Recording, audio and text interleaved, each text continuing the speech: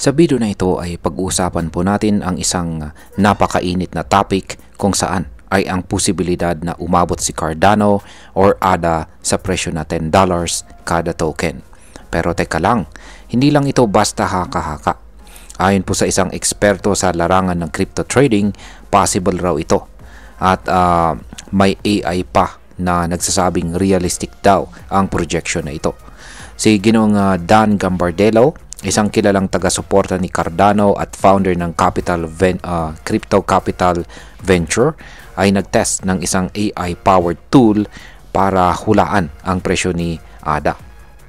Ang pangalan po ng AI ay Zero.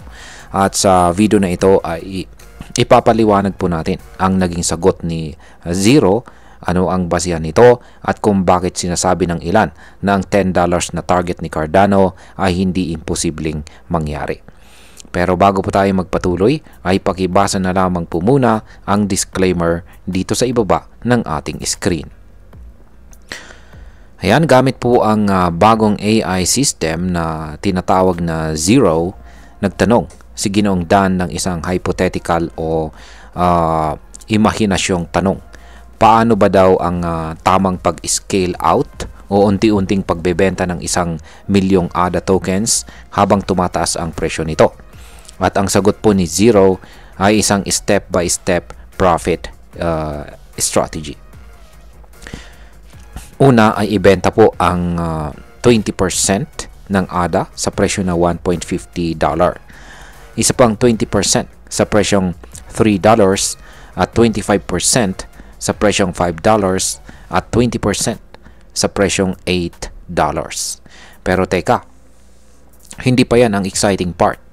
Sinabi ni Zero na ang huling 15% ng ADA ay dapat ibenta kapag umabot sa presyo na $10. Oo mga ka-crypto, $10 per ADA. Ngayon ay bakit po $10 ang target price na binigay ni Zero? Natural lang na magtanong si Ginoong Dan kung bakit napili ang $10 bilang final target. Ang tanong niya ay base ba ito sa risk model, sa performance ni ADA noong nakarang bull run, o baka psychological level lamang ito? At ang sagot po ni Zero ay napaka-interesting. Hindi raw ibig sabihin nito na tiyak na $10 ang pinaka-top ni Cardano. Ngunit sa larangan po ng trading psychology, ang bilugang mga numero, yan, or round numbers tulad po ng $10 ay may malakas na epekto sa pag-iisip ng mga trader. Tinatawag itong psychological anchoring.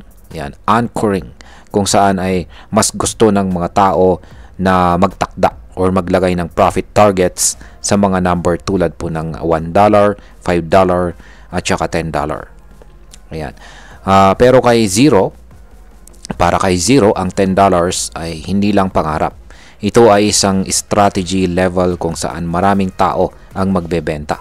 At kapag marami po ang nagbebenta, pwedeng dito na rin bumagal ang pag-angat ni ADA. Ngayon ay realistic ba talaga ang market cap ni Cardano kung umabot ito sa $10? Ayon po kay Zero, kung umabot si Cardano sa presyong $10, magkakaroon po ito ng market capitalization na $350 billion.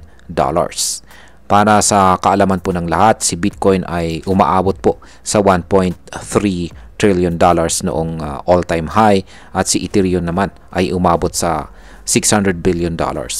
So kung tutuusin, kung umabot si Cardano sa $350 billion, mas mababa pa rin ito sa mga naging peak ng dalawa niyang kapatid sa crypto space.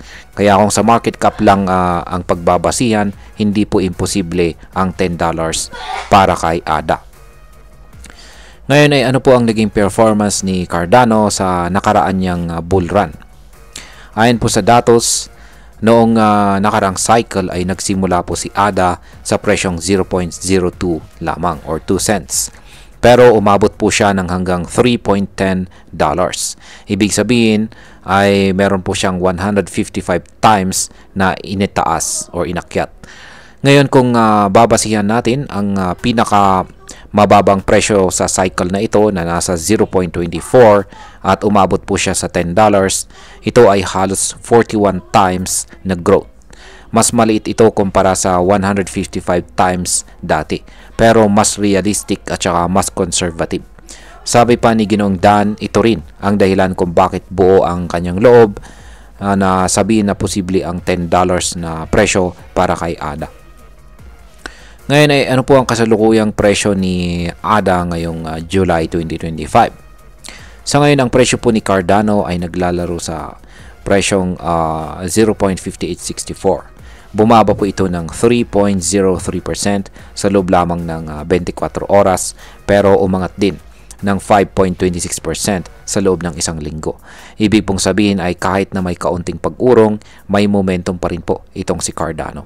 Kung pagbabasihan natin ang kasalukuyang presyo at projection ni Zero, ang pag-akyat po ni ADA ng hanggang $10 ay nangangahulugan ng 1,605.32% na increase. Malayo man ito, pero hindi siya out of this world kung titingnan natin ang historical data at saka psychological patterns. Ngayon ay pag-usapan na po natin ang posibleng epekto nito para sa atin bilang mga Pinoy crypto traders at investors. Para sa atin bilang mga Pinoy na nag-i-invest dito sa crypto, mahalaga po ang ganitong analysis. Una, kung hawak po natin si ADA ngayon at naniniwala po tayo sa kanyang potensyal, may oportunidad po tayong kumita ng malaki sa long term.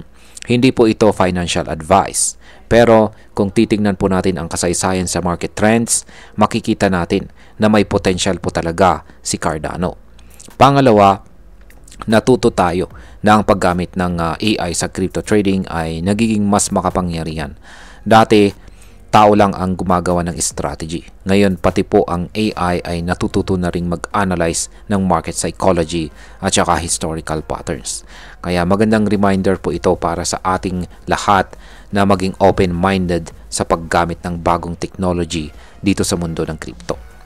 At bilang panghuli, ang masasabi ko naman tungkol dito ay para sa akin, ang $10 na price target para kay Cardano ay hindi lamang po hype.